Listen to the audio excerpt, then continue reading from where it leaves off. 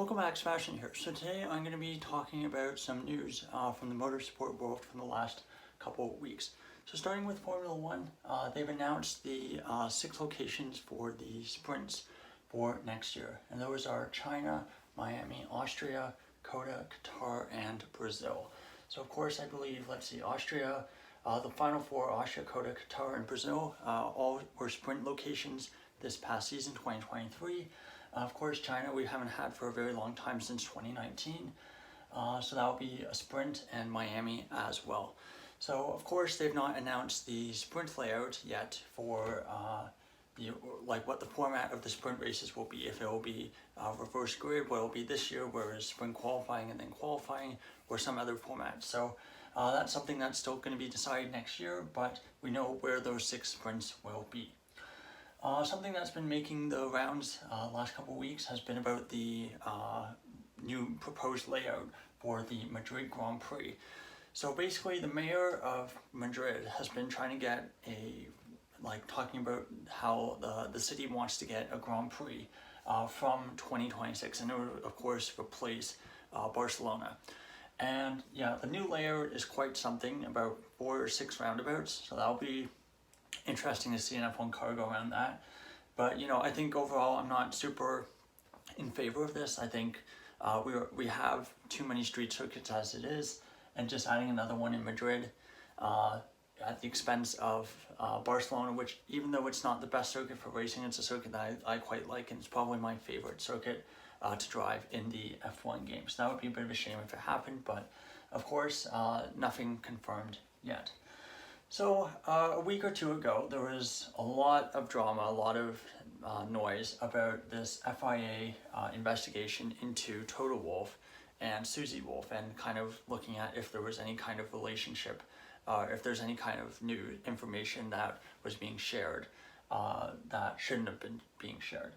And a lot of this basically all came from this article from this website called F1 Business, which seemed to, based on what I've been reading online, a lot of bogus basically.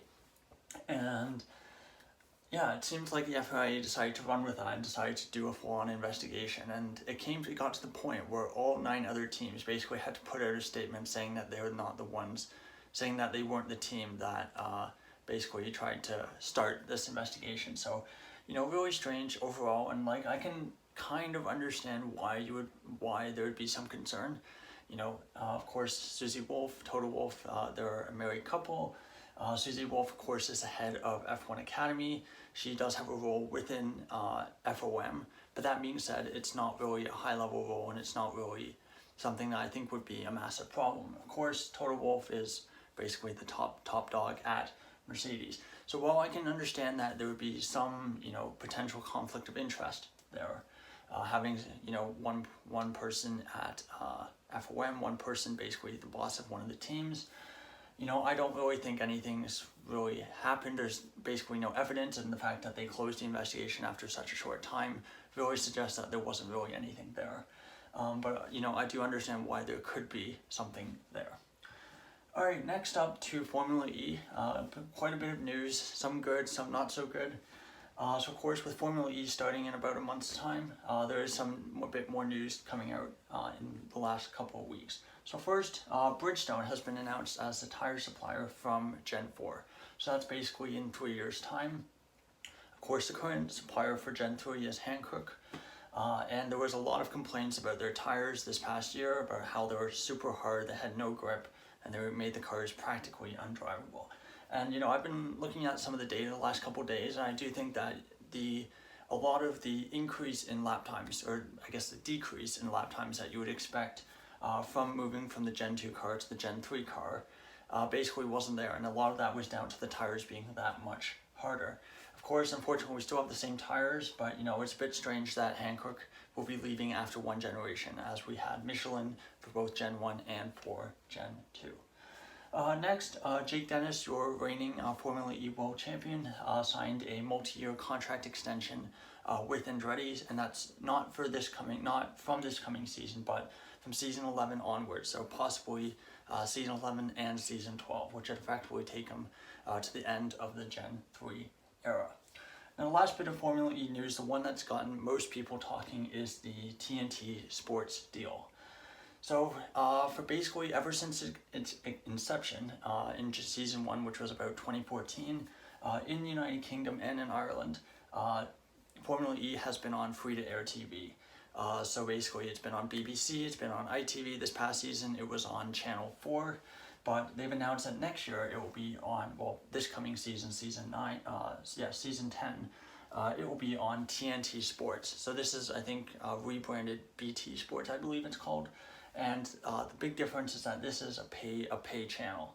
So from what I've been reading online, the cheapest you can realistically pay to be able to watch this is £30 a month, which is quite a lot of money. That's about $60. I'm not sure quite sure what the pound to dollar conversion is right now, both either US or Canadian, but quite a lot of money. And I do know that a lot of people in the United Kingdom and in Ireland are dealing with a massive cost of living crisis. So it can be quite a lot of money to shell out for just watching Formula E. And unfortunately, it's not the channel that has F1, which of course is Sky. I can understand if it was Sky, having Formula 1 bundled together with Formula E would probably be a bit more appetizing, but unfortunately they're on separate channels.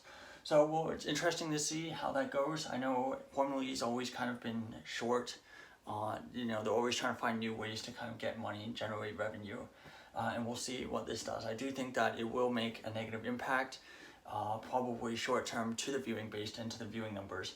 But last I looked, I think someone cited that there was about 2 million subscribers to this channel, and they're hoping to make more fans with this deal.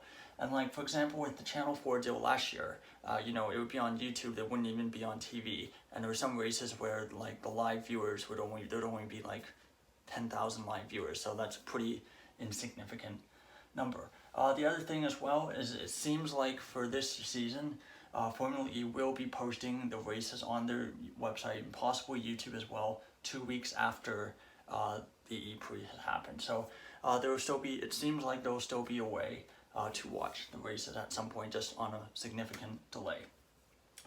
Moving over to Alpine, and Alpine have decided to part ways with Davide Brivio, who was of course, brought in when Alpine kind of started up that was about 2021, like how they brought in a whole bunch of new people when the Alpine project started up.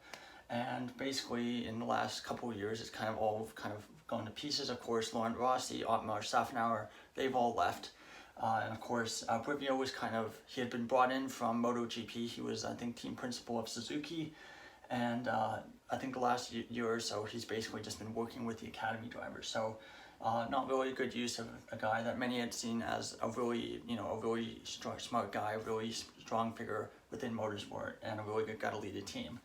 But unfortunately, not really using him to his full effect, working with academy drivers. And it was announced recently that he and Alpine would be parting ways. So I think yesterday or today, depending on where you live, the FIA announced the team names, basically released the team names for the 2024 F1 season. So I don't have an AlphaTauri, well, I'm not bothered to make an AlphaTauri magnet because we know that the logo is changing. But so I'm just using Red Bull here. But so the AlphaTauri name is still a secret. It was not on the list that was released.